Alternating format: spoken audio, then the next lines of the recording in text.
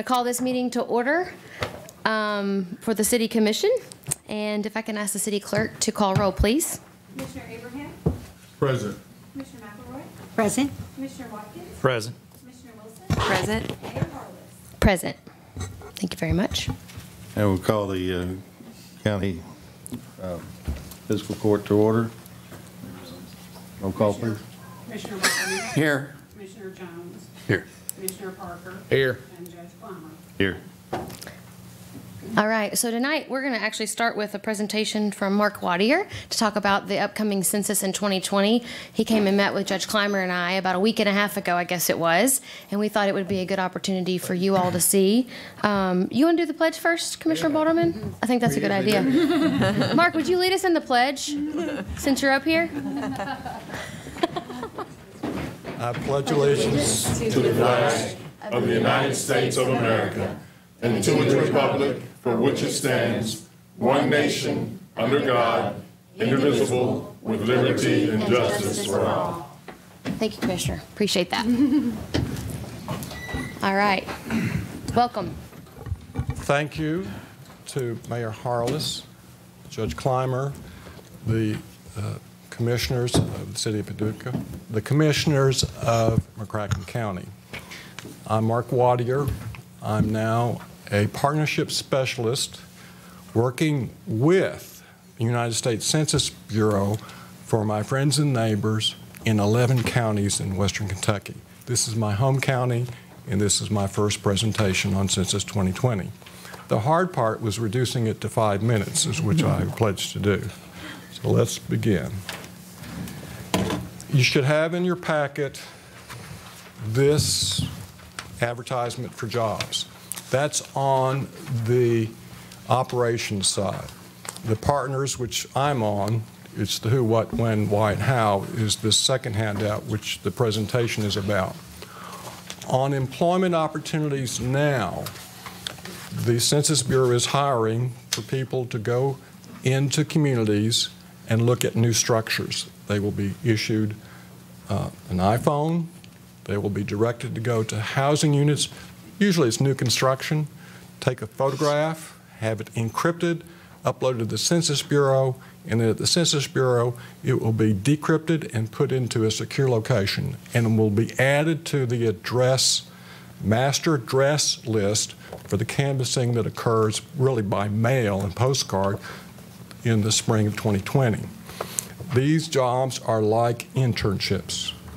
They show up and you're giving them a job, and they look at Facebook, they tweet, they text, they don't show up for work, they don't get the next job. They show up for work, these phones will track their location, see if they went to about the addresses where they were supposed to go, and then they will get additional jobs. This canvassing of the new structures in the counties will go on through the fall to late winter time, which the deadline will be for the master list. These jobs pay $14 an hour, 58 cents a mile, and these are good job opportunities, I think, for teachers who are looking for extra pay, for recent high school graduates, college students who want to pay off and get a little ahead of the game. So I'm doing that part on operations. Now, the balance of the presentation is now on partnership. The partners that we seek out in communities include tribal, state, and local governments to work together with partners in their communities. I left that prepositional phrase out, to form complete count committees.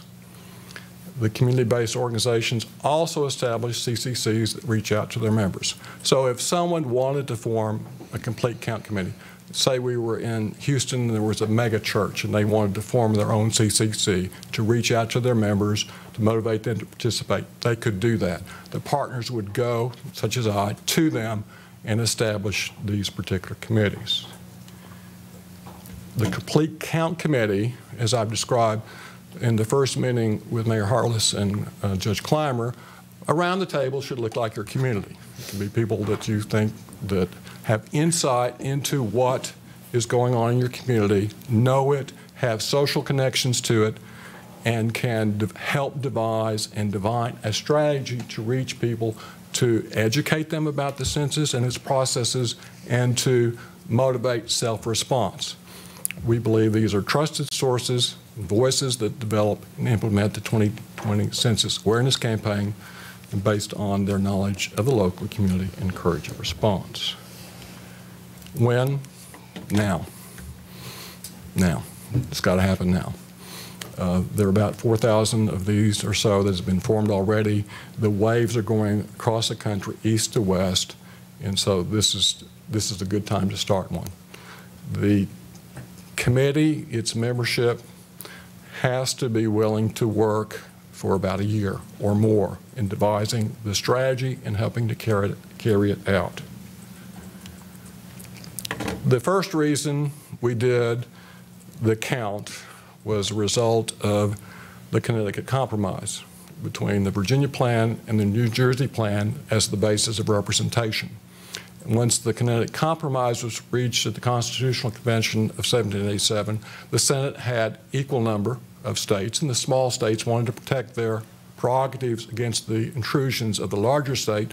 Oddly, New Jersey was a small state at the time. Versus the argument to base it on population primarily, and when population became the basis of the U.S. House of Representatives, then the requirement of the count. 1790 was the first census, and there was a count done by federal marshals working for the Justice Department, riding horseback, going out into the communities, and doing the count. You can see that what has been our historical trend recently from the colder states, the Frost Belt, to the warmer states. And as you gain more representation in the House of Representatives, you gain more power and influence, and as you gain more representation. So it's not that any of the states are losing population, it's the rate at which they are growing. And those states which are growing at a faster rate will have a count that will show they are entitled to more representation. So it is possible to lose. You can lose down to, by the Constitution, down to 1. And you can see there are several states with just 1. Each is assured 1. Why? This is the most compelling argument and part of this presentation. That map was about apportionment. Once we have the count by tracts, then if a state has lost a U.S. representative or gained a U.S. representative, they have to redraw the congressional lines. And that is some of the most intense politics that our country has seen as an experiences, because as you go draw the lines, everyone's trying to gain an advantage by the way they draw the lines. Some states have to go, it's so gerrymandered that as they draw the lines to give themselves an advantage if they're in the majority party, some states have had to go into the court system to get these lines re-adjudicated. The state legislative districts, school districts, voting precincts all depend upon these tracts. Now, oddly, we say and use the term tracts. The original concept behind tract was it was a neighborhood, a sense of some degree of cohesiveness in terms of the way these lines were drawn. And they tried to draw the lines consistently over time. And as we get to the details of this, you'll see a tract will be numbered and it'll be .23 or .01. Tracts have been divided, and you can go back over time and look at what's happened in the tract. The argument that the localities are most interested quite often is the distribution of federal dollars to states. If you have an incomplete count, there are estimates by George Washington studies by how much you stand to lose in federal grants. At the low end for Kentucky, if you just used a certain set of assumptions in the George Washington study, it's about $900 per person undercounted that you're going to lose. So you have 300 undercounted, multiply that times the 900 times 10 is how much you're eligible for that you've lost by an undercount. So doing a complete count, as nearly a complete count as can possibly be done, is important financially for the monies available for localities, cities and counties.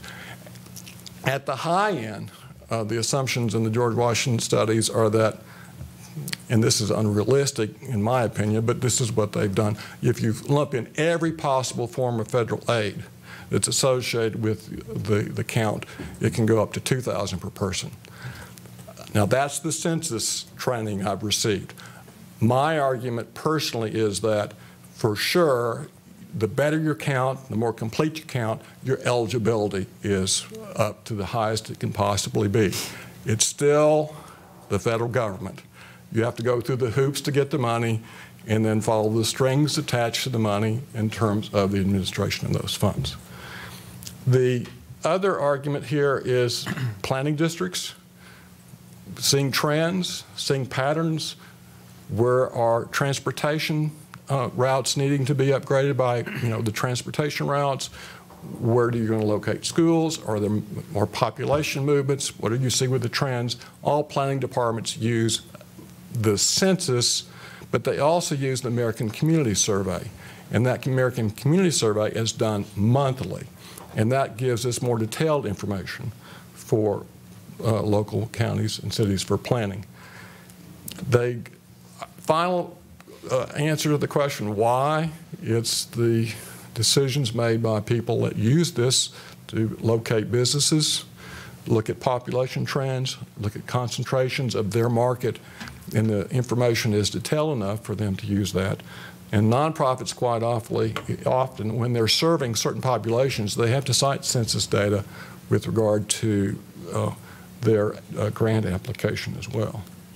How? Now, on the agenda is the how. The City of Paducah and the County of McCracken, through their elected officials, should create a complete count committee to help make possible a successful 2020 census in our community. 1,400 complete count committees have already been formed, and they are being formed as I speak. Collaborative partnership.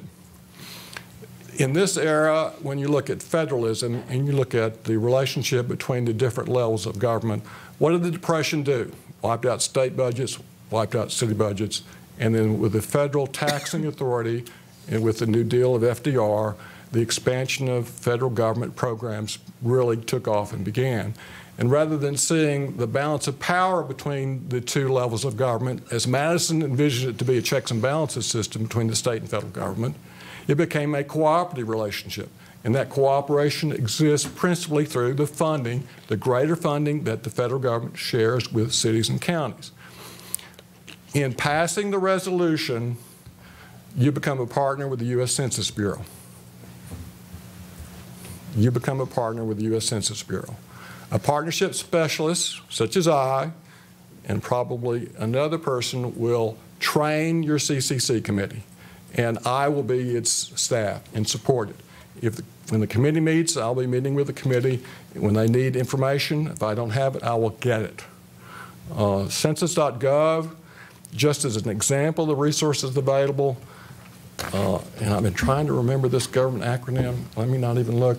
Response Outreach Area Mapper. I got it. In my training, they had like a glossary of like 30 acronyms. You can imagine going through that kind of training. This is like Google Maps.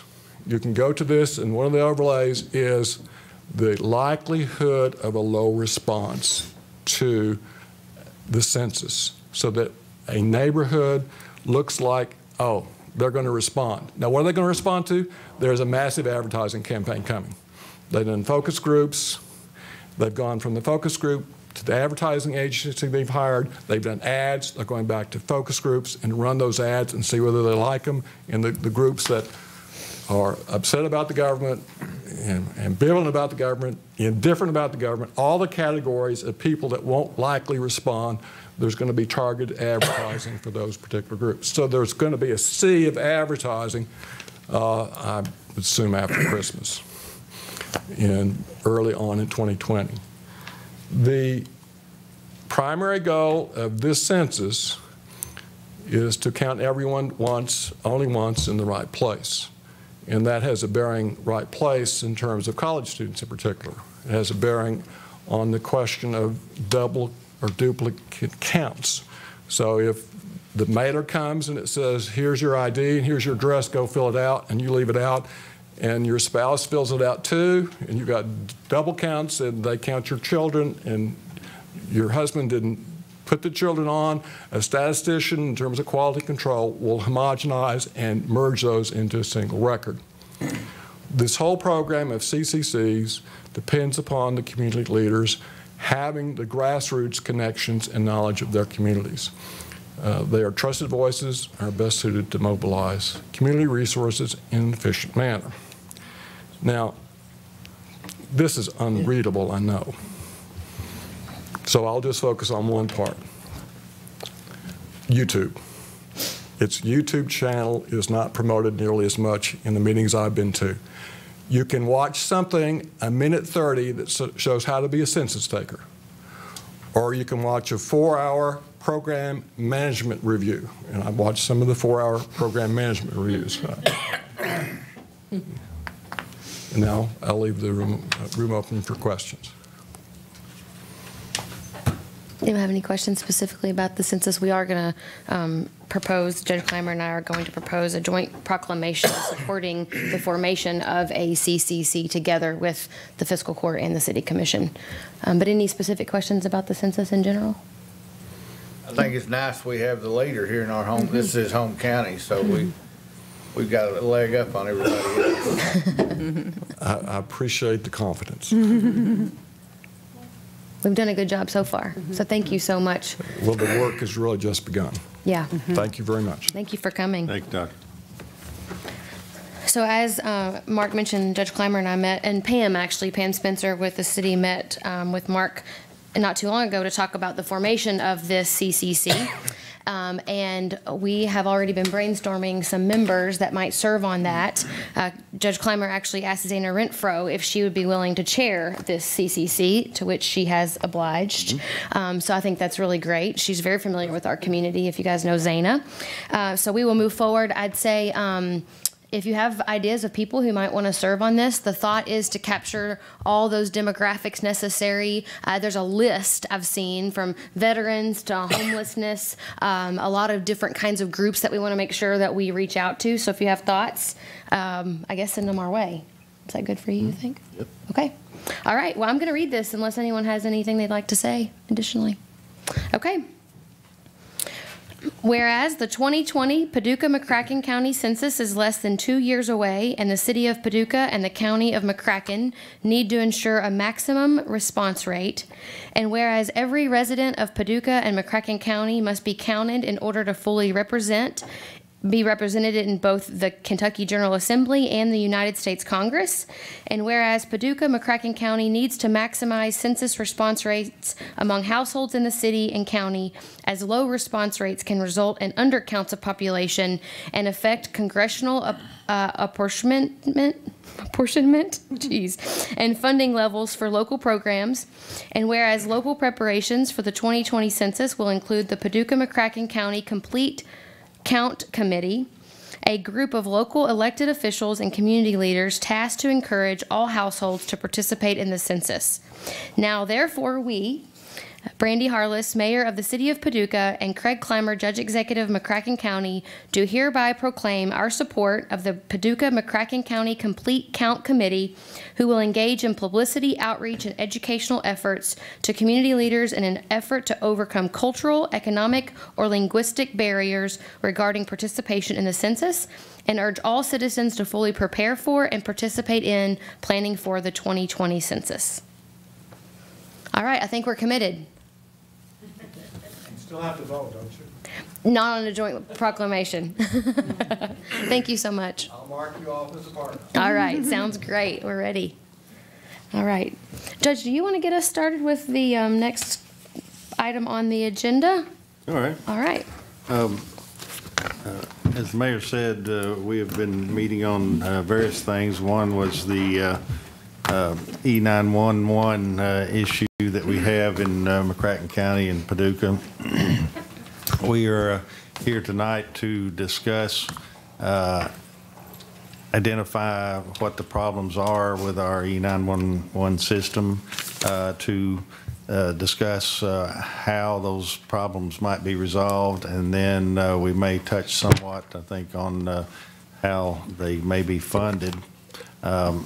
We've also talked about, we can, as two bodies, the McCracken County and the city, as the mayor identified to me when I think we first met, the city is in the county, and we agree on that. And Absolutely. and so we want to join together and try to resolve this problem. The 911 system provides for protection of the citizens, and protection of the citizens is the first and highest priority of government. And we can talk about entertainment, we can talk about festivals, we can talk about various other things for giving people something to do and have a nice lifestyle and a enjoyable community. But if we don't meet our responsibility of making sure that the citizens are protected, then I think that we've abdicated our responsibilities and our role, number one role, to provide for protection of the citizens. And so that's the E911 is the communication aspect of public safety, and we have some issues to deal with. And so tonight we want to get into that because of the open meetings laws. We meet in the open. We make our sausage. It might not be so pretty. We'll have discussions. I'm not a technical guy. I'm not an engineer. I don't think any of you are either. But we're going to talk about technical things. We're going to have, of course, input and help from professionals and as we go along through this process. But I enjoy getting into these things, and I think it's very commendable that we can sit together here and try to work out a solution that'll, of course, we're talking about the city police, we're talking about the county sheriff's department, and we're going to have here in just a second Chief Laird and Sheriff Carter to come up and give us just a brief presentation on what the problem is. I read, what was it, 170-something page, I think, engineering report that the mayor provided me that Joe did, a couple of years ago, I think, that identified for us, what the problem is, what possible solutions are, and that sort of thing.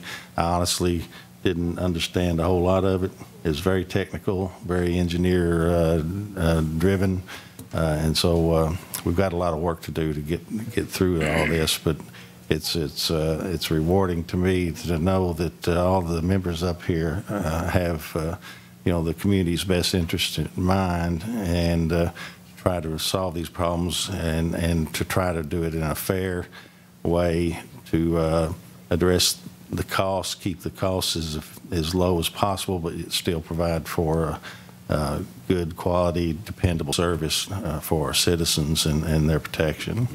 And so do we want to invite the chief and sheriff up, Chief Laird and Sheriff Carter?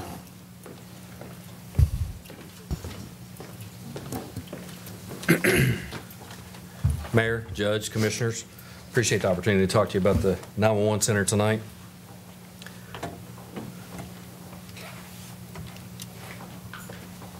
Let's see, I broke it, Lindsay.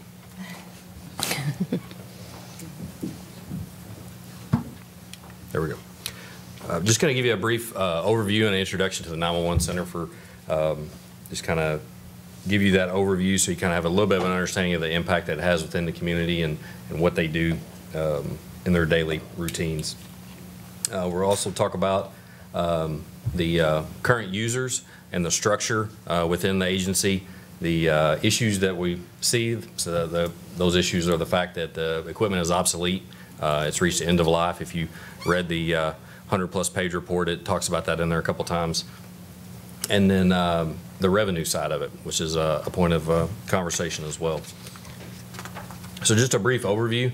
As most people understand 911. That's the Emergency Communications Center, as well as the non-emergency communication center. So they provide the communication needs for police, the sheriff's office, city government, animal control, things like that.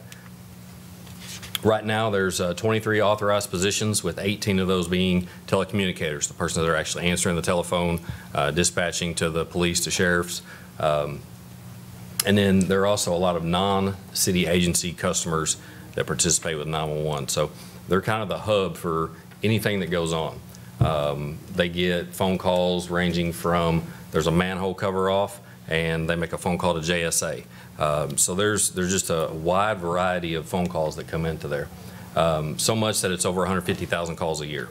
Those are the telephone calls that come in, and then they're communicating with over 475 users. Now that 475 number is basically the number of police officers, sheriff's deputies, animal control, volunteer fire, as well as Paducah Fire. Some of the issues and the reason that we're here is the fact that some of the key components within the 911 center have become obsolete. The dispatch consoles that the telecommunicators sit at, as well as the portable and mobile radio systems for the police and the sheriff's department as well. That system was originally installed in 1994 and reached an upgrade in 2008, and as that federal engineering report indicated, it reached end of life in December of 2018. The portable and mobile radios. The portable radio is the radio that the officers carry with them on their person, and then the mobile radios are the ones that are inside the vehicles. I asked Sheriff Carter to come up, just discuss a few of the equipment failures that and issues that they have related to the system, and then I'll provide some examples from the city side of it as well. Okay, thank you. I'm going to pass this around to you all. I was just asked to basically give an overview of our coverage, pros and cons, and this map that you're going to be seeing, the green area is essentially where we have coverage now. I'm going to preference everything I'm about to say by saying I'm not a radio expert either. There's definitely other people possibly in the room, being Ed, that could speak more on this than I can, especially Neil with Motorola, I know can. But we have one tower that we're operating off of, and back in 2015, 2016, we were on the same system as the city police. The county chose to go to their own system, so to speak, and this map that you see is actually of the old system, with the tan area being the hit-miss areas that we likely do not have the ability to get out on our radios, which for the most part is very limited locations in the county. What we found when we made that transition from the city system to the county system is we kind of had one trade-off or another. There was areas that we could get out of before. For example, inside the courthouse, there wasn't anywhere in the courthouse that we had any issues getting out, being on the city system. Now that we've gone to the county system, so to speak, we have difficulty getting out in the basement. My detectives in the basement cannot hear radio traffic very clear at all. So there's just a trade-off. There are some pros and cons. We gained areas in the county that we couldn't get out before. Now we can, and again, vice versa. With that being said, being on two separate systems, my personal opinion, I think it is a good thing from that aspect, in that if our system goes down, dispatch has the capability of enabling us to use the city system and vice versa. So that was the only portion of this I was going to try to cover. As it's already been stated, we've got a mixture of radios currently. We've got some MTS 2000s, which that radio is nearing about 20 years old, basically non-serviceable, and the the XDS 2500s, which is the same radio that the city's carrying. Our understanding is they are no longer manufacturing parts for that, but not even Motorola can really give us an explanation as to how much longer that supply of parts is going to last. So it's a matter of time that our current equipment is going to become obsolete to the point to where they're non-repairable at all. Thank you, Sheriff. Let me ask you, Sheriff, you had told me before, are you familiar yourself with the practice that the county is having to do about actually taking parts from broken equipment and putting it into other equipment to make it work, and skeletonizing and scrapyarding kind of thing? That's basically what we've run into. I mean, they're having to take anywhere from 2 to 3 portables that we have to splice enough parts together to make one radio operable. So a lot of these, as they go down, they're just essentially paperweights. We've got approximately 112 just with the Sheriff's Office between portables and mobiles. Again, those vehicles, we've got mobiles in our UTVs, in our boat, for example, or some extras. But between all of our fleet and handheld walkies, we've got about 112, give or take, radios total that we're referring to. Don't have any questions? No? Yeah, I have one. I'm sorry, I thought Chief Laird was going to finish out, but let's go ahead. I've got a couple more things. Okay, I can wait. Okay. Just to go along with what Sheriff Carter was saying, some of the examples that we have also is that some of our newer radios aren't able to be programmed into what we have called a secure channel. That's a channel that isn't available to be picked up by scanners. So that provides a little bit of a safety concern there. Another example was we had some of our third shift officers who would key the radio up to talk, and they would talk on it, and the other officers could hear it, but the dispatch center wasn't picking it up. And so they weren't able to ever identify exactly what that issue was, but most likely it's probably because you've got newer radios trying to communicate with the old system. And then a very recent example was, as Sheriff Carter talked about, in the courthouse, they have difficulty hearing in the large buildings within the community, such as Walmart, the mall, Rural King, things like that. When the officers are in those buildings, 95% of the time their radios don't have coverage, especially as they move towards the back of those buildings. And so they're unable to key up the radio to get out and ask for help. When the tornado hit Thursday, we had an officer that had gotten out of Walmart and was doing a walkthrough through the area, and then the tornado sirens go off and Walmart kind of locks the place down to keep everybody safe. No radio communication with that officer while they're inside. The fortunate thing is the officers know that, and they take a cell phone in with them. So we were able to communicate by cell phone, but that's just another example of if there was things going on inside of Walmart during that time period, we wouldn't have been able to communicate with her by radio.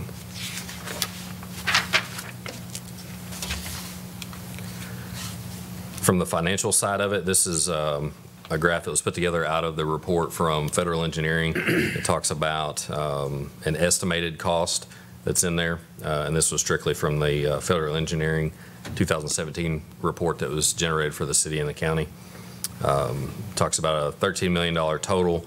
The towers and antennas are around about $6 million. That's for 6 towers. It's about $1 million per tower system, and those would be spread out across the county. And then the internal radio infrastructure, which is basically referred to as the spinal cord of the system, runs around $4.5 million. And then the portables and mobile radios to replace the existing ones that are out there are around $2.5 million. The revenue side of it, that's the main issue from a funding standpoint. As you can see on the slide, 25 years ago, local landlines made up 100% of the operating costs. And right now they make up less than 30% as of 2018. And cell phones, they represent 85% of the 911 calls, but the cell phone companies only fund about 21% of that. And then I am also not a technical expert when it comes to the radios, so I can do my best to try to answer any questions that you have. I do have Ed McManus here from the 911 Center, and he's got the more technical side of the report from Federal Engineering. He's been on the ground and communicating with them regularly about that, as well as the ongoing project that's going on now with the CAD system. Great.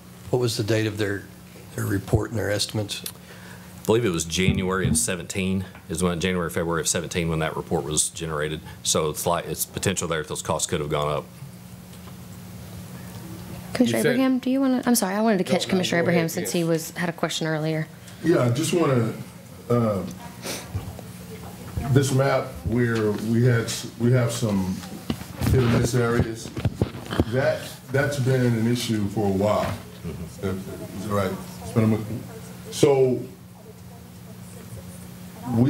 the equipment that we're talking about, I think as a board, back some time ago, had found out that, okay, this right here is not going to be sufficient moving forward. And so steps were made to look into doing exactly what you're talking about doing, is revamping our radio system, CAD, and all of that. So what have we done moving forward to this point to replace some of the equipment that we identified some time ago that was soon to be obsolete? My understanding is, and Ed, if you want to come up and talk on that, I don't think we've done anything to it because of the cost. I don't think it's a single component that you can extract out of the system. It's kind of a one big piece, and that component ties in with the towers, and the age of the system that's in the 911 center will not communicate. If you just replace that, it wouldn't be able to communicate with the tower systems that are out there, with it being new technology. Ed may be able to expand on that a little bit more. Okay, because this sounds pretty scary right here. Let's see what you have. This sounds pretty, if I'm living in McCracken County and I'm hearing this report, and I got an emergency and I'm not sure you guys can hear me. I'm not exactly sure you guys can get to me. If that's what I'm hearing. You got some places in the county that you got radio connection. Some places in the county we don't. Am I hearing that right? Is that basically what you said? It is. It would be the communication between the officers and the dispatch center. The 911 phone calls and everything like that would still work. But yes, when you get out in certain areas within the county, or you get inside certain buildings or things like that within the city, there are times where the officers can't communicate with the dispatch center. Okay, so what we're talking about now is putting a system in place that would take care of those issues, Yes, right? correct. I'm sorry, I was discussing with Sheriff Carter. I think in part to answer your question, we have done, of course, our CAD, login recorder, and telephone upgrade. And those were also components, end of life, having major league problems with them functioning. So a portion has been upgraded in the process of. I think we're due to walk away from the CAD project, 18-month project, around January of 2020. Radio-wise. What's the cost on that? The CAD itself is about $1 million. The whole project's about 1.7. We look at the login recorder, the telephone, the consulting, so about 1.7. And that's how much the taxpayers has in that system. 1 point what? About 1.7. 1.7. Yes, sir. Okay. All right. And then the radio system, not really much has been done other than just patch it and keep it going. Within the study, I guess you're talking about the needs and alternative study, 170 some odd pages you're referring to. There are several layers of different maps and proposals of types of coverage with 1 tower, 3 towers, 5 towers, 6 towers. This proposal will be a 6 tower, which will pretty much give us 95% coverage on hip, portable, or in the car, most everywhere in the county. And it is layered in green and brown and maybe red. So actually, to get the best picture of that, you'd have to go through that and compare those maps.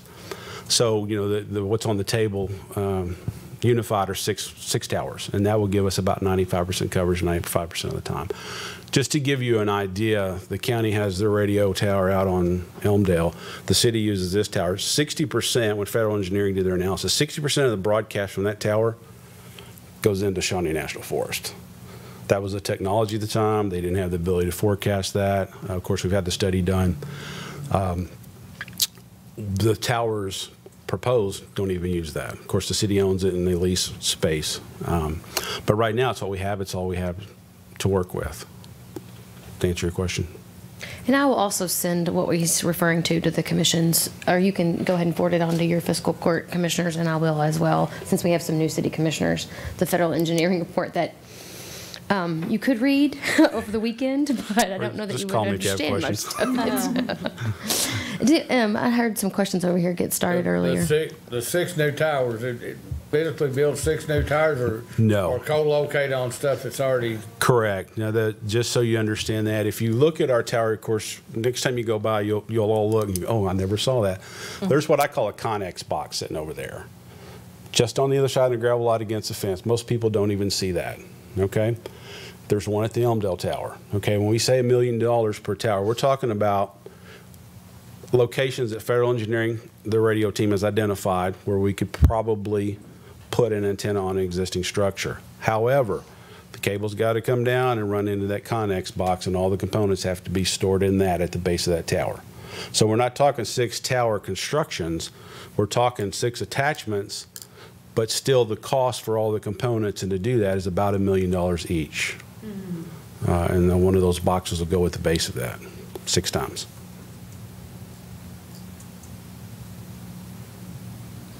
In the technical world, a lot of times as technology advances, prices go down. I take it that's not the case in this kind of equipment because it's always emerging in new technology, so prices never go down, I guess. Yes and no. In our CAD, we have had a couple change orders. We have another one coming. It's about $38,000 to the good, by the way. It just hasn't arrived yet because of that's software technology, and that does seem to decrease depending on the component. With the radio, please understand that when we did the RFP for the CAD, the industry expectation is discount up to about 40%. The numbers you see are the expected 25% discount. The difference is software is created and written, and we have training and configuration going on twice a month from now through August, and they will go back and write and create that. These are hard products. They're produced, put on the shelf, and we need component A, B, and C to make and fit our need. So when the RFP is put out and the bids are submitted, the engineer consultants are telling us, at best, expect 25% discount. The software we saw as much as 40%, maybe a little bit more. So to answer your question, it's about 3% a year is the industry uptick on the cost of the radio equipment. So this started in 17, we started doing the analysis in 16, we're now into 19. Okay, so these numbers, I think we built in 9%, and that's with 25% expected deal. So technically you could add 25% on top of that for the true retail price. But again, that's, and what's the buying price and the shelf price are always a little different. What's the life expectancy of when are we going to have to do this again? We hope at least 20 years. They're telling us, you know, the engineers, when I say engineer, Federal Engineering, our consultants, of course, they have to be proactive and out ahead of this. So they say 15.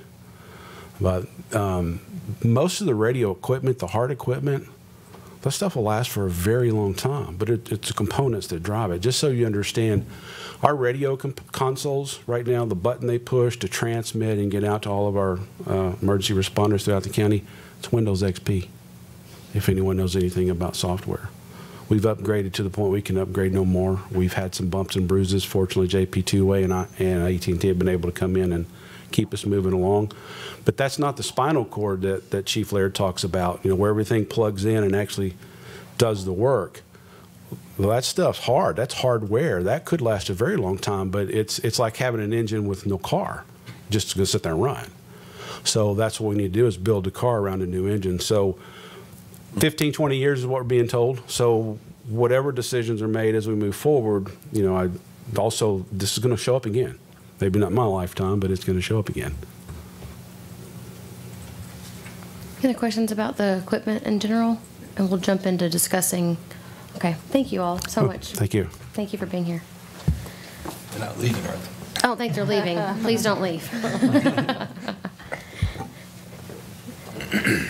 So, as they pointed out, I think the main issue that we should think about discussing tonight is the funding issue and how do we pay for something as big as a $13 million potential upgrade to our 911 system. I had sent out ahead of time, and Judge Clymer and I have been working on this proposed consolidated 911 agency, and I wanted to take tonight to just discuss this. Of course, we're not making any decisions tonight. We're just here to talk about it and go through that. If you had a chance to read this, you would see that we talked about a funding structure. Currently, the landline fee is also the wireless fee are the two sole sources of revenue that get to go directly to the cause of 911. Otherwise, the city, and I'm sure you all as the fiscal court, are utilizing general fund dollars to help support 911 operations. And so we know how strapped our budgets are with the pension issue. So I think we need to get creative about how we can solve this problem in our community. When I was talking with the former judge executive about this, Judge Leeper, we were talking about how unequal it seems that it is that landline fees are funding this operation to the extent that they are, because oftentimes, as we know, senior citizens are those with landlines. And so one of the proposals is to take the landline off the table and to actually get rid of that locally. The wireless fee continues to be operated, I'm pretty sure, through the state, and so we get those funds passed down to us. So one of the possibilities last year, if you all remember, if you were on the commissions last year, we did have someone from the Campbell County, Kenton-Campbell area come in to speak with us, Dale Edmondson. They have put together a parcel fee, and that's the way that they operate and fund their 911 operation. We've since then learned that there are court cases upholding the use of a utility fee as a way to collect those funds. So that is what's in front of you, is a potential proposal to add a fee onto a monthly utility bill. What that fee is, we're not anywhere near those talks right now. We do have some understandings of maybe what the cost of operations are. But that is part of the proposal. Again, it also, if you have had a chance to look at this, looks at putting back together the consolidated 911 agency so that we can find the efficiencies of us being able to collect a fee like that across the county and not just have it on the city Paducah citizens or the county citizens, and this would be across the board to help support our joint operations. So with that, I hope you had a chance to look at this. And Judge, I don't know if I missed anything to get the conversation rolling. No. If anybody wants to ask any questions or comments. Commissioner Watkins. Thank you, Mayor, Judge. I did a little research and got some numbers on how much it may cost us and all, but the good news there, and we'll wait for another day on that, is the, as you mentioned, the $250 a month that mostly our senior citizens are paying would go away. Mm-hmm. So, and then I think it's 79 cents that we collect off of each mobile cell phone would still be there. But we would be looking at a few dollars. And you know, again, as Judge Clymer mentioned, the safety and security of our citizens, that's the #1 priority of a government at all three levels. So we can't abdicate, we can't run away from that, and we know we're in a situation where we have to do something. My biggest question is about the governing board structure. We used to have an independent board agency, and just a couple of weeks ago or so, within the last month, we got rid of it and went to, well, it's been under the police department for a while, but we change that up. And so I'm wondering, are we going back to what we used to do, and or what are the pros and cons to that? Would anyone in law enforcement want to address any areas of what they would prefer, or their pluses and minuses to either one of these?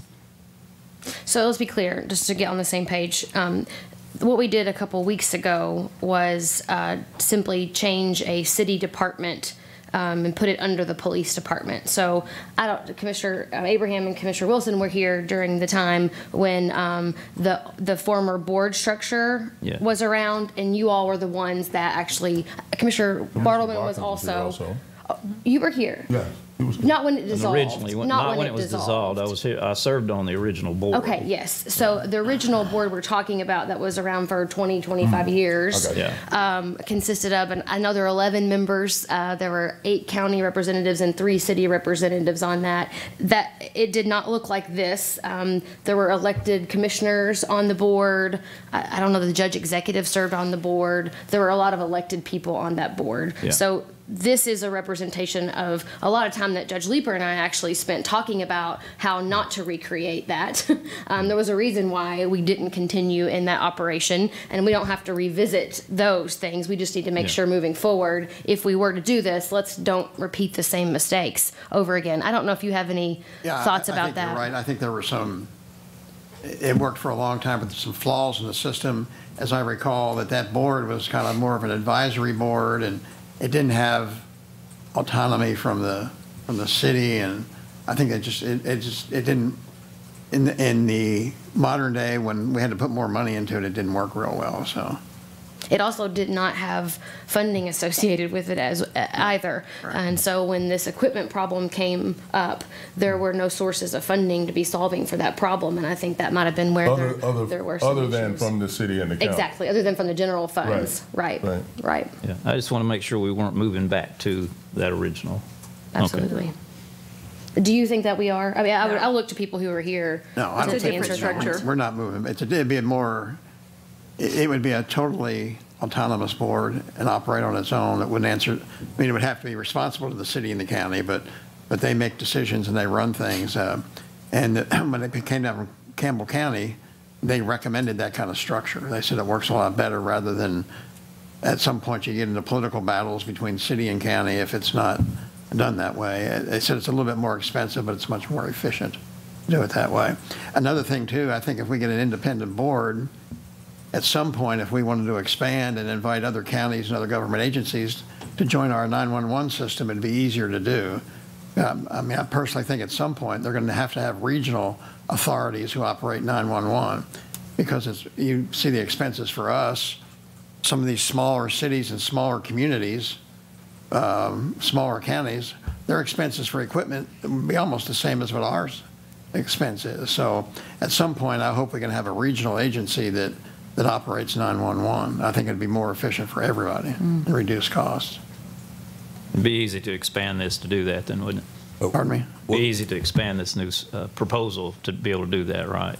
I mean, that was under discussion previously, so I don't know that there's anything, I don't know that there's a document is there a document together? There's no document together. It's still bullet points on how to operate that. That was one of my questions as to whether our upgrades would allow us to take on customers outside of our county. I think Ed knows the answer to that question because he's thought about that a lot. While he's coming up, of course, we're looking at this, we see what we've not identified for those out here, and I guess anybody watching or listening, whatever, the governing board structure that we're tossing about here at least is 2 Paducah police appointees, 2 McCracken sheriff appointees, 1 Paducah fire appointee, 1 McCracken fire appointee, and then 1 citizen at large, joint appointment between the mayor and the judge executive. And then the chair role of the board would alternate between the chief of police and the sheriff every 2 years. Thank you for that clarification. Yes. Do you mind answering the question about? Yes, we can expand. Okay. Last year, we actually quoted a neighboring county. They opted to not make any decisions at this point, but they reached out to us. Another county reached out with a myriad of questions, no quotes, and we addressed those questions. Our console has 5 stations. Okay, if you're familiar, IT is on the other side of the building. If we were to grow, we could duplicate the same station. The technology will handle additions. That's been part of our design and platform and putting this together. Initially was a regional concept, but it's a whole lot of components drive that. But yes, we are setting things up to achieve that should it go that direction. Absolutely. It can be done. Thank you. Let me, before you go back, Yes, sir. I don't know if you know the answer, Ed, or not, but one thing, you know, there's just probably thousands of questions that could be asked about all this, but one prominent one in my mind is I saw and tried to read the federal engineering report, picked up some things, and one was there was some standard that this would meet. I don't remember what it was, like a... Well, there's the NG 911 federal standard, correct. And then there's, of course, the 95% on-hit portable, and then the NG 911 P25 platform is what I'm trying to say. I get all these acronyms confused. That's a government concept That someday could be mandated. We don't know, but all the most 911 agencies around the country, as they upgrade, are upgrading to that standard. And without getting real technical, it gives the ability to kind of unify dispatch centers across the country on certain levels. That's the goal with the government. So it's not a mandate at this time, but it's highly recommended by the government. However, it doesn't come with any additional funding. No grants at this time. We hope to maybe in the future. But yeah, it's to meet all federal recommendations and guidelines as we know them today. And then this NG 911 standard, say like something we recognize, you can go out and you can buy a Mercedes, or you can buy a Tesla. Tesla. There's not much chips there. Ford. 68 Chevy. Is there a lot of wiggle room in here on these? We're looking at 13 million. I also saw the study, the engineering study said it's possible to do just 5 towers, and I don't know what that would mean, but in other words, to get where we want to be, and I don't know the cost of a handheld. Say, just for the heck of it, do we need to go to the highest price handheld, or would the one that's 3/4 price be about as good? I know, been around long enough to know that sometimes you get toward the upper end of certain things, the difference becomes smaller and smaller by increment. If you know Correct. what I'm saying. Yes, sir. Well, that will, of course, be submitted in the bid through the RFP. But something to understand that 60% of our radios, city and county-wide, about run in P25 Phase 1, okay?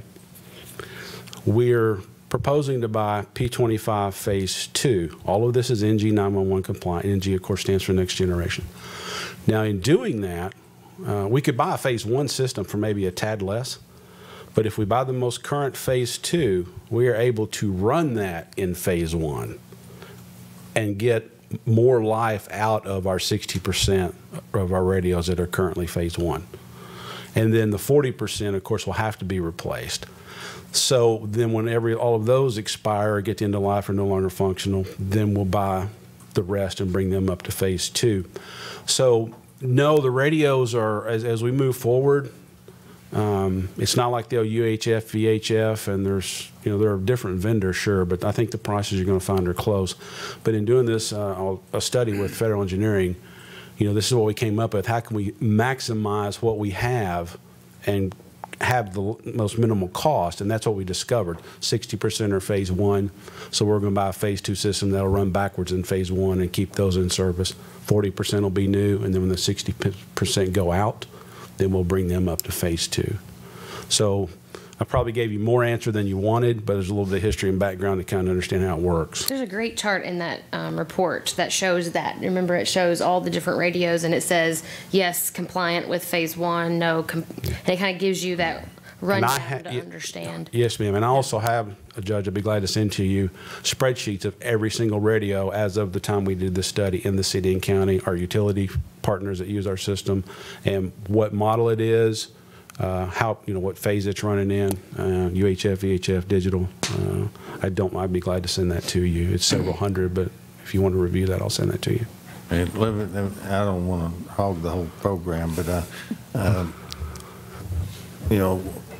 I was on the 911 board way back. I guess maybe when it first started, 1903 or something. Yeah, that's right. But there's all levels of equipment, and one thing that I have a bit of a concern with is it seems like over the years, and when I was in the police work in the 70s, and the mayor reminded me she wasn't yet born at that time. I appreciated that. I didn't do that. I did not. But there was Jackson Purchase 3-ways. Two-way, JP Jackson two-way. Purchase Yes, sir. 2-way was the provider, and I don't. Do we have competition? Not that they didn't do a great job, and Neil Kennard, I think's his name. Kennard, really top-notch guy, I think. But are we, when we implement this system, Is it going to be through Jackson Purchase, or are there other vendors, other, service providers, or are we locked in pretty much to one? We are not. We'll submit the RFP, put it out there, request for a proposal, and in submitting the RFP, the vendor will have to commit to certain levels of service. Okay, for example, Motorola has been a major player on there for 30, 40 years. The next level of that is probably Harris. They do a lot of military radio, and they don't really have a presence here. But if they were to come here, they'd have to bring a presence and meet our level of service expectation. If they can't meet that, then we would have to pass them up on the bid. There will be very strict guidelines on if we're going to buy the service from the vendor, exactly what we're going to get, and as well as the things you've seen, 95% on hip coverage in areas of town. Same way with the vendor. The vendor is going to have to bring it as well, or they will not be selected. So we could get someone other than Motorola, but they'll have to show up and kind of dig in. And they'd have a great cost. I mean, a large cost to establish. You're talking about establishing a presence in this business. I don't see how an outside company could hardly come in and compete with a local company set up and established, familiar with all the equipment. But I can only probably agree with your assumption, but we would go through the proper legal channels and submit the RFP. They'd have to have some kind of service presence here that'd be established, that when we called, they were going to show up in the next number of minutes, things like that. You're reminding me, I think you might have even been the one that said this to me not too long ago, but this is reminding me that in this, especially this example of such technical information that none of us are going to be able to get our heads around, and probably the time we're ever going to be sitting up here, to turn this over to a group of experts like the group that is here on the governing board structure, to me is a wise decision. But we have to set that organization up for success, which means it has to have the funds in order to accomplish the goals that we're talking about here today. And so it's just reminding me that this is a very complicated world that I don't know that all of us want to dive in the depths of. But I see that Jackson Purchase Engineering, and that's the name of them. Oh no, Federal Engineering. Yes, sir. Federal Engineering. I saw that they said that they would oversee or assist in setting up and selecting what we really needed. I read that. Hopefully, I guess I was hoping that would mean maybe there's other cheaper alternatives but still provide good service. We want real good service. We don't want maybe the state of the art that's going to be just an incredible amount of money more. And I'm sure they would offer that assistance at a price. I suppose that they do it for nothing. But you're going to have some technical engineers in this to make these decisions. Yes, Federal Engineering also, in putting this CAD together, signed a separate consultant agreement. And they have been in town every time our CAD vendor has been here. They will be here next week for our training, twice a month for the rest of the year. And we get reports, we call, we speak weekly, and they have called Tyler New World 2 or 3 times, caught them rather in honest mistakes. Hey, you forgot to throw this in, or what about this? So you're very correct. I mean, it's all these guys do. Just to draw you a picture, Cliff Brown with Federal Engineering was in town, and I said, how many agencies do you handle at one time? He said 8 to 10. I said, how many people are in your company? He said 55. That's ongoing across the country, and they're one of many vendors. So yes, they will offer that. I'm sure we'll have to pay, come to an agreement. But I can tell you, and I think everyone associated with them so far, they've been top shelf, first rate, and everything has been one item at a time, signed off on, and submitted in writing by all parties. They've done great so far. We may want to pull them in sometime when we get a little more focused. Maybe they can talk it down a level or 2 or 10. They'd be glad. Cliff Brown actually moved from North Carolina to Nashville. He's already offered to come up at any point in time. He's a 2-hour drive away, and we meet with them every Monday morning via phone conference. That's in our contract, and they're just waiting to start moving forward with the RFP on the radio. We have it on hold for now for the reasons we're here today, but its stage is set and they're ready to go. And they're an not eager vendors. bunch. They wouldn't be in the game. They're not vendors. They No. bidding. Strictly They're engineers and engineering. consultants. So we've got a neutral body that could Correct. And then the funny thing is, take the game. kind of comical really, is when we were going through the RFP and bidding process for the CAD, and we were drilling down and it looked like it was going to be Tyler New World. Well, when Tyler settled their negotiating team, because we negotiated the price. Once we dialed in, then we had final and best. We had to negotiate that as well. And our federal team were also negotiating with the Tyler guys for another city, another project. They weren't allowed to tell us, but they already knew one another. When we got on the phone, they already knew one another because they'd already done several projects, and they were vendor and consultant. So just a kind of a little bit of a tidbit there. So it's a good I'm kind of chance. thinking that we had the privilege, the former commission had the privilege of seeing kind of the breakdown presentation after the report was finished. That might be a good idea to maybe revise that and bring it to both bodies at some point. I think that was really helpful to get our heads around. When you say CAD, what do you mean? When you say telephony, Correct. I'm sorry. and then if you executives. haven't been yet to the center, it has been upgraded. This new technology's there. It's really, really nice, and so I commend you all for the work you've done. You can tell we're stepping into the 21st century, and that's exciting to me. So if you haven't had a chance to do that, I think it would be a good next step to go and see it for yourself. Yeah. Well, that, Come on. the report that you and Judge keep referencing, I didn't get that. I mean, I got some pretty surface questions, but I kind of feel like I'm. Did we? I think Did we we get may that? have back. It's been a long time ago. Several years ago. About a year and a half or two years ago. Probably at least, In well, previous- October 2016, and we finished it shortly after that, January 17. So I'd be glad to get that to you, absolutely. I think you all turned it into a PowerPoint presentation Well, because we it did a was brief 172 PowerPoint. pages long. And you gave a presentation to the commissioners individually, I think is what happened. Yes, Yeah. but it was it's 178 pages, I think, Commissioner. I'd be glad to send it to you. Well, I think. Or just come on over, We need a we'll go through the, recopy. Yeah, we need a new come on over, we'll go through the highlights. Yeah, we need to be refreshed. Absolutely. Yeah. You don't remember? You don't remember every detail? I'm getting old, man. What's wrong? 'Yes, sir. 59, Doc. It's fleeting. All right, so the annual operations, not counting an upgrade. We do this new system, which includes city and county. What's just the cost of operations? It looks like you're operating on about a $2 million budget now. Correct. That's Something we don't know. We won't know until the system is purchased, is the annual maintenance agreement for the radios. I mean, that's going to come with a cost. Our CAD, computer assisted dispatch, for the acronyms, the software, the major purchase we discussed earlier, that's $74,000 a year. Will begin fiscal year 21. The prorated amount will begin fiscal year 20, and it's going to be about $52,000. So that's an ongoing fee as well as whatever else we do. I can't answer that because we don't have a clue. Until it's settled upon and we know exactly what we're putting into place, then the vendor will be able to tell us, or we'll be able to negotiate some kind of agreement on top of that. Now, operationally, the budget stays pretty static. We're mostly a service contract and fees type business. So nothing John, major really shows up. I always say this, and I always put you on the spot, but we typically use about $90,000 per million as the estimate, right?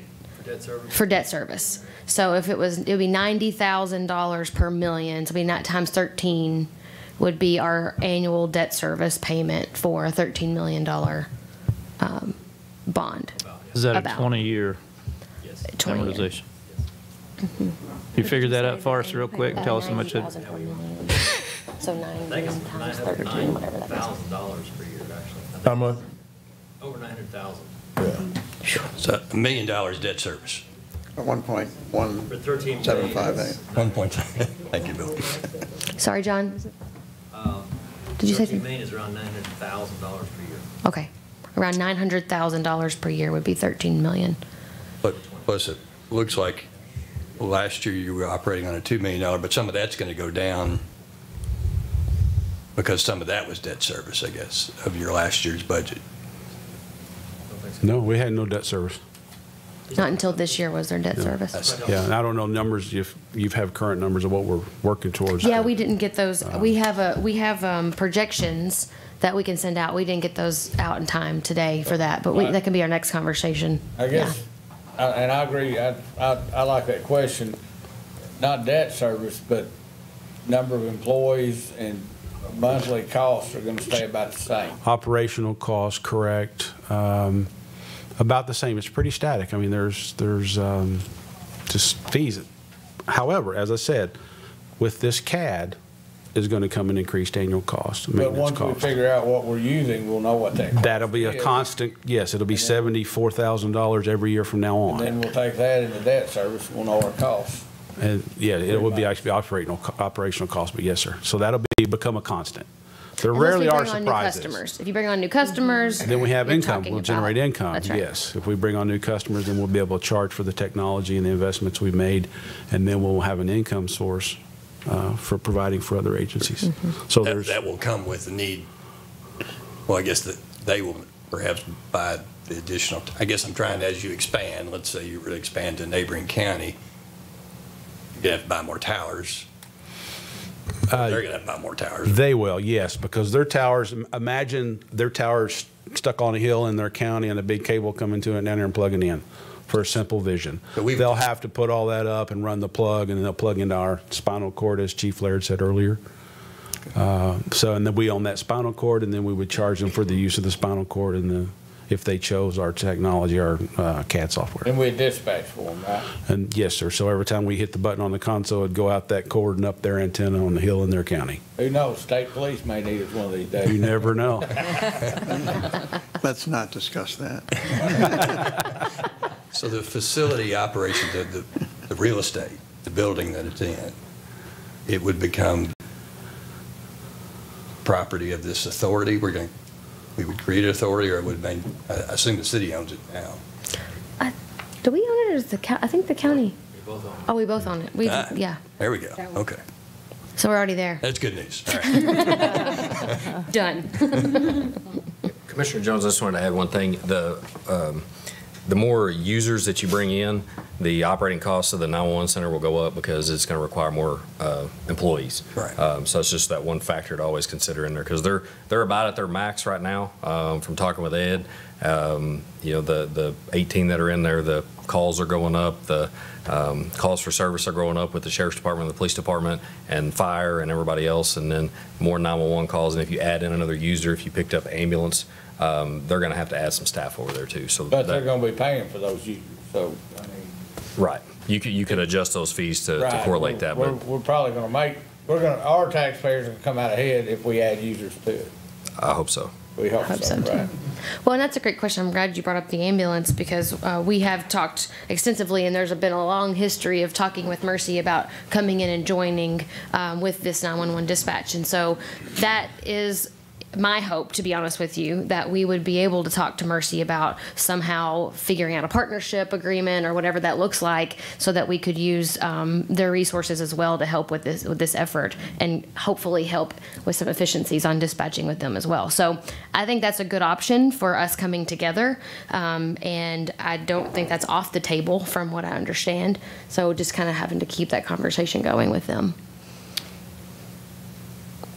Well, I would think before we come up with when we get into trying to come up with a figure, whether it be a fee, a tax, or whatever, we would need to know kind of where we're at on any neighboring counties or Mercer or anybody else. We'd want to take that into the equation. So, I mean, we don't want to set a fee and then a month later sign up a county that would have lowered it for the taxpayer by X amount of dollars. You know what I mean? Mm-hmm. You know, we've talked about the fact that the landline's going down and the cell phones is going up, but I don't think we've given the numbers on that in this session anyway, and they are alarming in that the city landline revenue went down $100,000 last year, and the county went down only $12,000. And then you think, well, is the cell phone going up? But the cell phone income only went up $30,000. And part of the struggle that some may not understand is how limited we are by statute as to what fees or taxes we can charge. and we don't get to set the rate for the cell phone. That's, as I understand anyway, something that gets charged by the state, and then it gets passed back to us as they deem fit. So we can't just pass it along. We can't just switch it over to cell phones and say, well, there it is, we've solved the problem. Mm-hmm. And I guess in that vein, we've each had to increase, like the city had to increase out of their general fund $150,000 toward this operation last year, and we had to increase $100,000. So this is money that's getting paid one way or the other by everybody, and it's a matter of how we're going to spread it out fairly. Mm-hmm. Great point. Like the total city deficit's about 500,000, isn't it? Isn't that right, per year that we run with 911? I think it's up in the 600 now, About isn't it? 650. About 600, how much? North of 6. One thing that disturbs me with all this is not an issue that just involves McCracken County and Paducah. It involves every community in the state. I felt for a long time that the state government should kind of take a lead to do something, but we can't wait for that to happen because we've really been waiting for about 4 years. And I've sat in on a lot of debates and panel discussions on the 911 fee, and the problem is the cell phone companies have such a strong lobby that they block any effort to put a fee on. They always claim it'd be very difficult to tell whether a cell phone user lives in McCracken County or whether they live in Ballard County or Kenton County or somewhere else. I think they could tell by where the bill is sent where it pays it, but it's just difficult to, at least from the cell phone company standpoint, they said it'd be difficult to put a fee on that. But I would hope at some point, again, we can't wait. We have to move on, and I think there's no doubt that we have to upgrade the equipment. I went out with a deputy sheriff one night, and there was an incident out at the wildlife management area where a vehicle had gone into a ditch out there and was in water, and the sheriff's office could not communicate with Fish and Wildlife for the TVA that were out there. And that was a really tense situation at the time. I mean, everything came out okay, but that was a very obvious problem that existed. That might have been corrected by now. This has been a couple of years ago, but I'm not aware of the situation, but the problem has. But anyway, things like that happen. There's no doubt we have to do something. We have to come up with some fee to fund this. Nobody likes to approve fees, but if we don't approve fees now, we're going to have tax increases later on because costs increase every year. And as you mentioned, Mayor, the cost of the pension system is going to go way up, and if we don't do something to cover the cost of 911, we're just going to have to increase taxes at some point. And again, the problem is, it used to be if there was a fire down the road, you probably got 1 or 2 phone calls from a landline. Now, if there's a fire, if something happens at 4th and Broadway, you'll probably get 10 phone calls on it or more on cell phones, and that ties up your dispatchers and all. They answer the phone. I mean, you want people to call, obviously, but there might be one incident, but it might generate 10 or 15 calls, and that's a problem too. But I guess it's a good problem that so many people are taking the effort to call, but it's not good for your dispatchers that are trying to get the police and fire and emergency services out. But we have to do something, and we have to bite the bullet and just do it and do it right. We need to do it right the first time and not as best we can, and not trying to do it halfway that we have to come back and change later on. I think the idea of the board, and I think all the outline you have, I think it's be a good setup if we put it in writing and make it work. I'm probably jumping ahead, which I tend to do, but what are the next steps here for us on working on this? I mean, I think you got, after this discussion tonight, share your comments and thoughts with myself and with Judge Clymer, and or speak among yourself however you want to, and just see how comfortable you are with this. We'll also get you those projections so you can see a little bit more of the bottom line. And I think after that, we'll just need to be continuing our conversations of whether or not we feel comfortable that this is the right path to go down. One thing as you were speaking, Commissioner Bartleman, I was reminded of 911 is one of those things that I used to work at St. Nicholas Family Clinic, and it was a free health clinic, and we called it a safety net clinic. So if you had health insurance and you had all those things, you didn't need to use St. Nicholas Clinic because you had health insurance. But it was there in case one day you lost your health insurance, and that's what the safety net was meant to do. And I think about that as 911 also. It's there we always want it to be there for if we ever need to use it. So we might not be using it on a regular basis. There might be people in our community who've never dialed 911 except as a prank. But knowing that it's there and functioning operationally as it should be is something I think it is out of mind, out of sight, out of mind, and it's a hard conversation, I think, for our community to have. But I am proud that we're all willing to have it because, as Judge Clymer said, this is our core function as elected leaders, is to make sure our public is safe.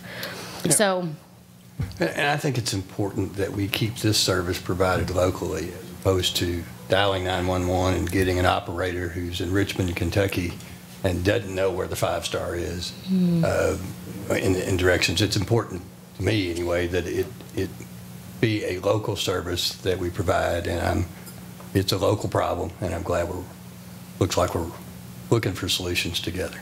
Great point.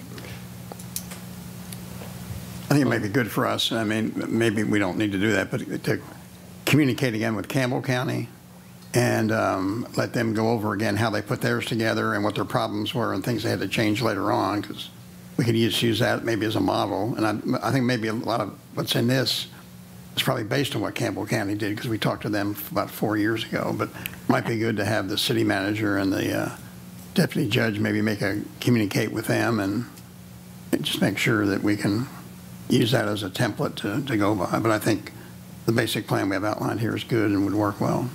I wonder, do we have that presentation when they were here? They had a PowerPoint. We were in the basement. I don't know that I would still have it. Do you?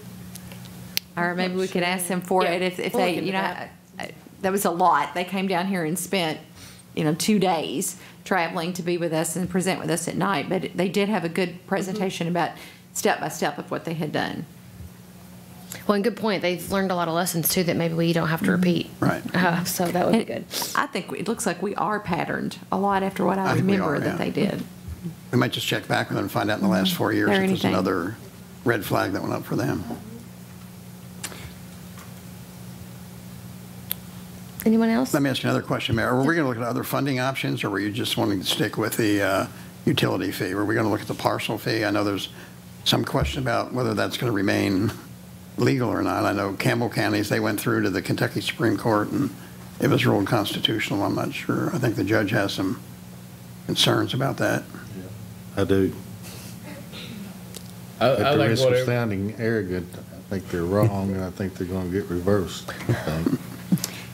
But, On which way? The parcel fee. On the parcel fee that Well- it is or it isn't? Well, no, that it's not, the Supreme Court said it's a fee.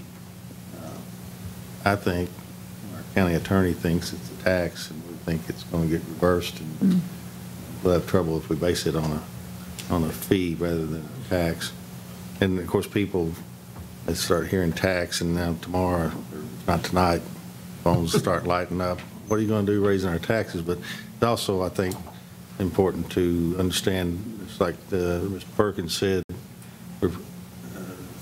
$600,000 that people are paying now to fund 911.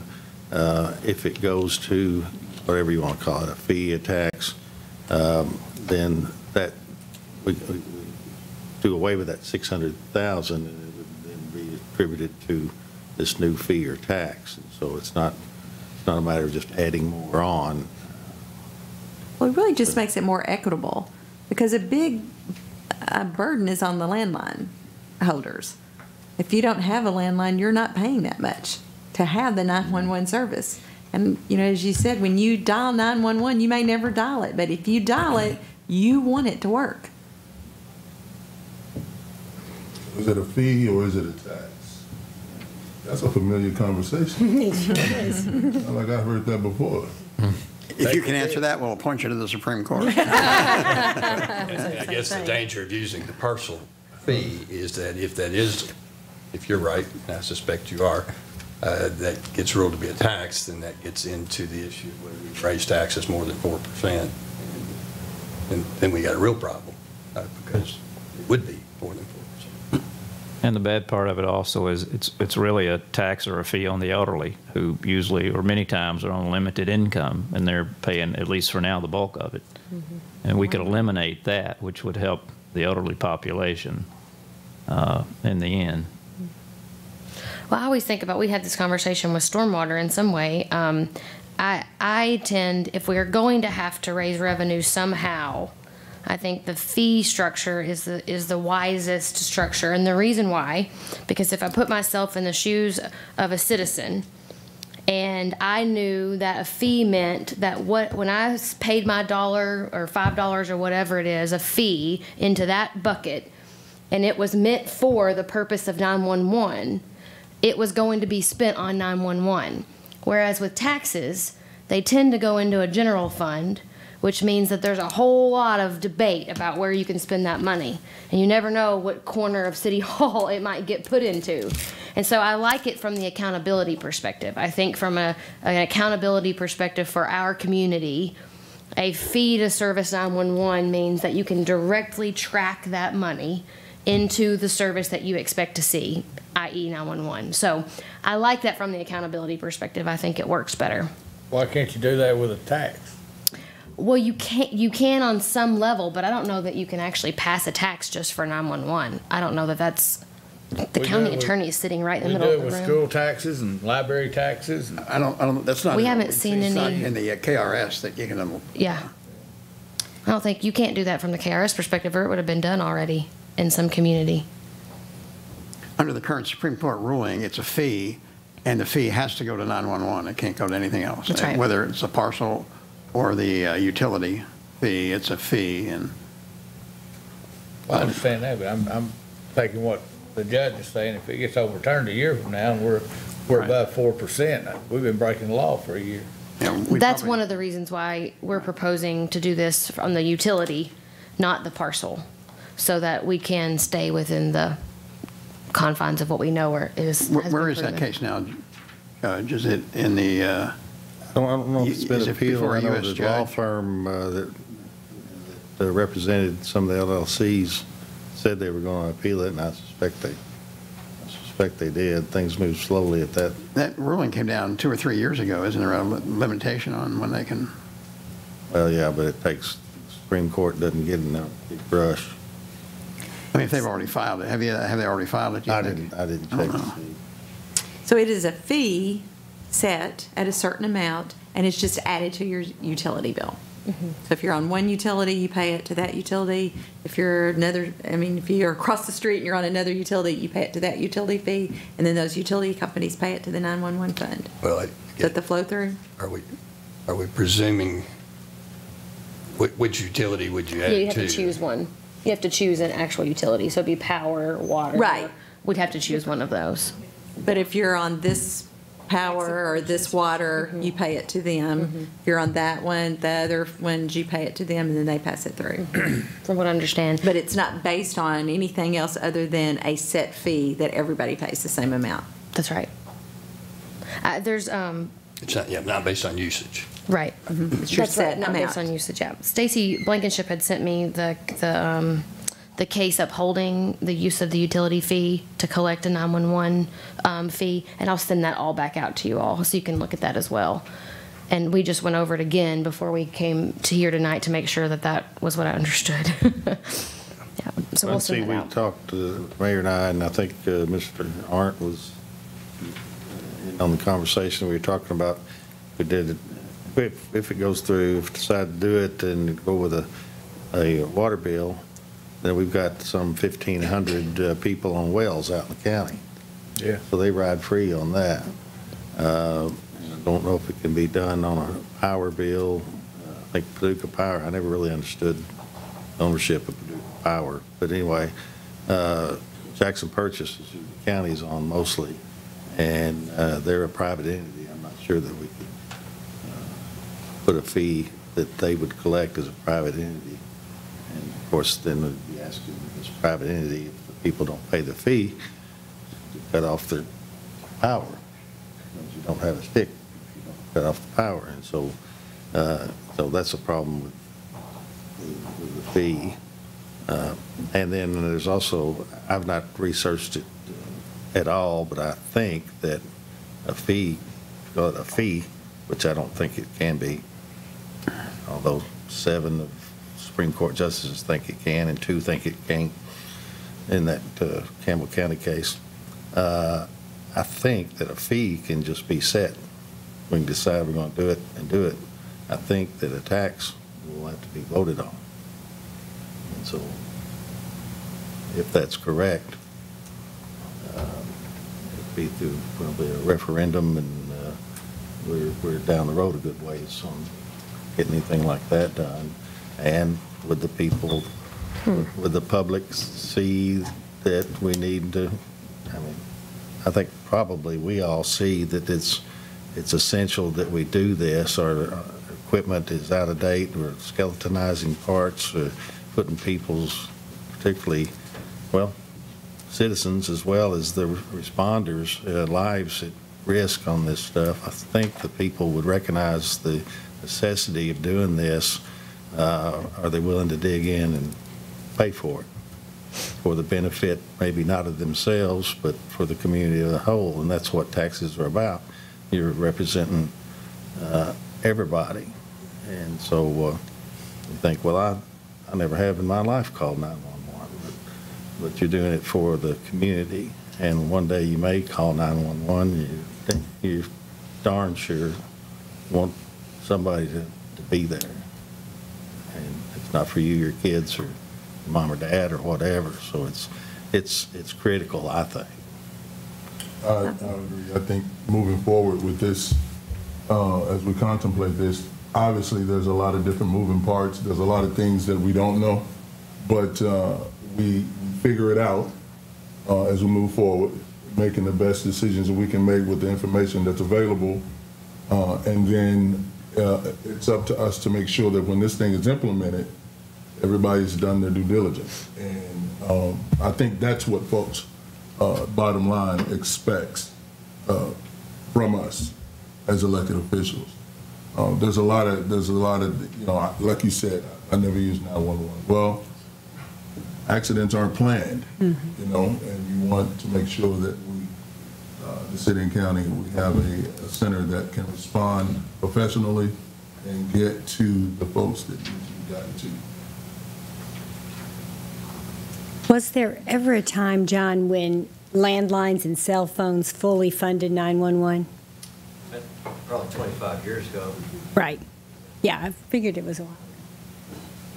Maybe it might be worth having Kenton County come back here. Refreshing our Campbell County. I think it was Campbell County coming back. I think Kenton County's in with Campbell County. They're together. 3 of the counties are together. Okay. Yeah. Yep. Does someone else have a thought over here? Statement? Well, I just was thinking, you know, that what the service they're providing. I had the occasion to take depositions at 911 about 10 years ago, and then take the tour about a year ago, and I would, you know, the phrase that comes to mind is Jack Bauer. I mean, for show 24, it is a much different service now, and I think that's important. And it's also important to me that when it's not just, well, all right, somebody's needs an ambulance, let's dial these 3 numbers. It's when that police officer's knocking on the door, whether he's connected to an intel that's local, that is connected to intelligence, so he has the most information, so that he's handling that situation with the most information, so that he can maintain his safety. Great point. Absolutely. The safety of our officers, that we haven't even talked about that tonight, but that's exactly right. Well, I don't think anybody disagrees that we need it. We just got to figure out how to arrive and pay for it. Yeah. If something has to happen, we just got to figure out how it's paid for. Yeah. Sounds like we need $3 million a year, and we've got to figure out where to get it. $1 million debt service, $2 million operation. Ask Ed a question. Go ahead. Ed, right now, does the service, if someone on a cell phone calls 911, if they're having problems communicating or they're in a situation where they can't really vocally communicate, do we know where they're at? Yes. Yeah, we'll plot on our map within just a few feet. Actually, if you were to come over and give a tour, we actually, when people come in and tour, we have them dial 911.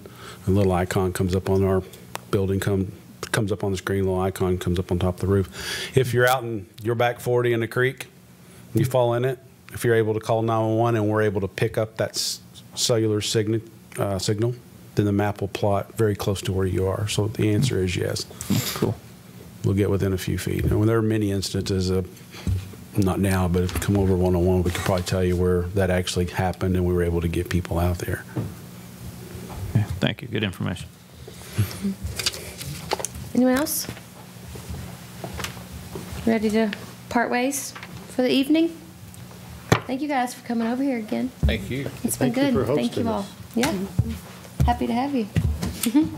All right, I guess I'm going to make a motion to adjourn. Second. All in favor? Aye. All right, the city commission is adjourned. Our motion to adjourn. Second. No discussion, we're adjourned. Let's keep going. Let's do the people business.